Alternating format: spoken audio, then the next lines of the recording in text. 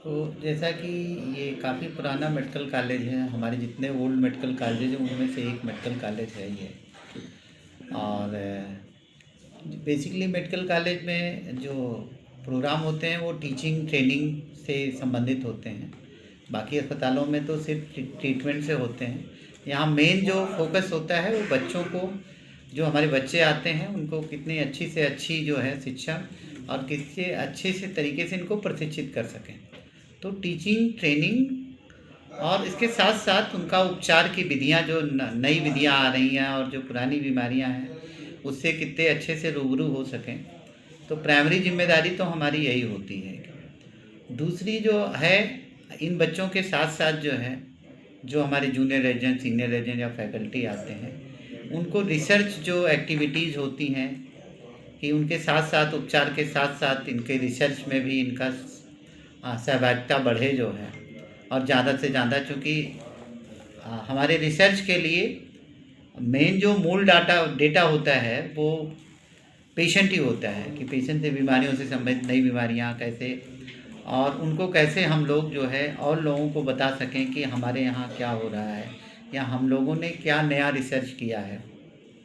इसके साथ साथ जो प्रोजेक्ट्स होते हैं, प्रयास ये करेंगे कि हमारे कॉलेज में भी जो है, और पहले से भी प्रोजेक्ट आते रहे हैं, लोग फैकल्टी हमारी ले आती रहीं, लेकिन प्रयास करेंगे कि और भी प्रोजेक्ट, जो बहुत सारी सरकार की एजेंसियां हैं, जैसे हमारी आईसीएमआर है, यूजीसी है, डीबीटी है, डीएसटी है, सीएसटी है, इनसे बहुत सारे प्रोजेक्ट के लिए फ़ंड भी अलॉट होते हैं।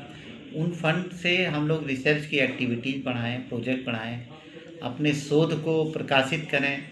उन शोधों का जो शोध हम लोग प्रकाशित करते हैं या करते हैं, उनको विदेशों में भी जाके, या हमारे जो राष्ट्रीय सेमिनार होते हैं या अंतर्राष्ट्रीय सेमिनार होते हैं, उनको भी वहाँ जाके बताएं कि इन बीमारियों पे हमने ये शोध किया, ये प्रोजेक्ट लाके जो है, ताकि बाकी लोगों के भी अपने ज्ञान का शेयर कर सकें जो है।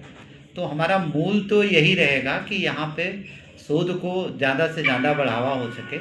लेकिन इसके साथ साथ जो प्राइमरी है, जिसके लिए सरकार हमको ये जिम्मेदारी दी है कि यहाँ के लोगों के का जो उपचार है वो भी होता रहे, और कोई भी आदमी के साथ जो है ये ना हो कि ये उपचार रहित रह गया जो है। सरकार द्वारा विभिन्न योजनाओं के माध्यम से, जैसे आयुष्मान भारत के माध्यम से जो है पैसे भी दिए जाते हैं कि इतने पैसे तक मुफ्त इलाज होगा, तो उसको शायद पैसे की ज़रूरत नहीं पड़ती है।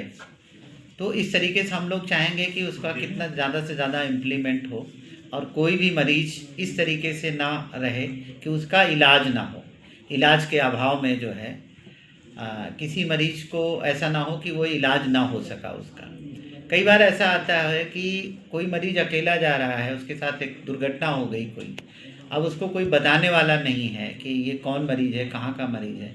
इस तरीके के मरीज़ जो होते हैं, जिनका कोई नहीं, जिसको हम लोग कहते हैं कि अकेला मरीज़ है, निस्सहाय मरीज़ है, तो उसकी हमारी प्रायोरिटी रहेगी कि उसको जब तक कोई नहीं आ जाता उसका उपचार हम लोग ज़रूर करें। उसको जो है इस अवस्था में कभी ना छोड़ें कि भाई इसका कोई जानने वाला नहीं है तो ये उपचार रहित रह जाए, उसकी प्राथमिकता रहेगी। और शासन चूँकि ये चाहता है कि सरकार हमारी ये चाहती है, प्रतिबद्ध है कि अंतिम पायदान तक के जो लोग हैं, वो चाहे वो गरीबी रेखा के लोग हैं, चाहे और भी लोग हैं, उनको इलाज से वंचित ना रखा जाए।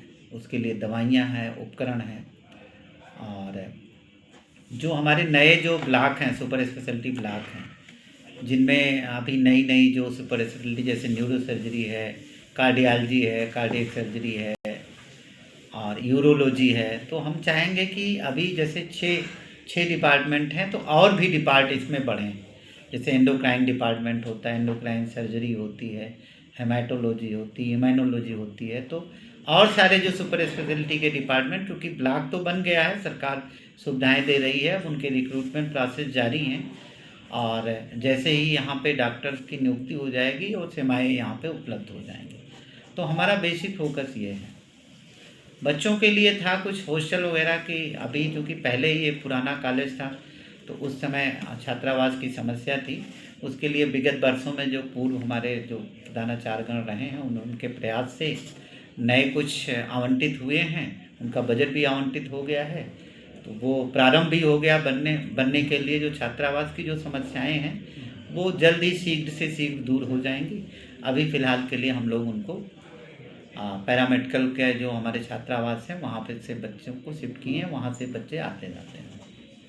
बाकी बहुत सारी ऐसी चुनौतियाँ होती हैं जो बिना बताए जाती हैं, तो उनका भी निराकरण करने का प्रयास किया जाएगा कि कमेटियाँ बना दी जाएँ और प्रिवेंशन की किया जाए कि ये घटना होगी तो कैसे उसको बचाव किया जाए, कैसे क्या किया जाए।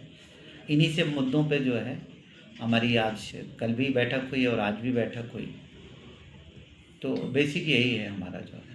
ठीक सर, आपने तो पर्याप्त गागर में सागर वाली बात की। मैं ये मान सकता हूँ कि शासन की मंशा के अनुसार सारी मंशा फलीभूत होगी।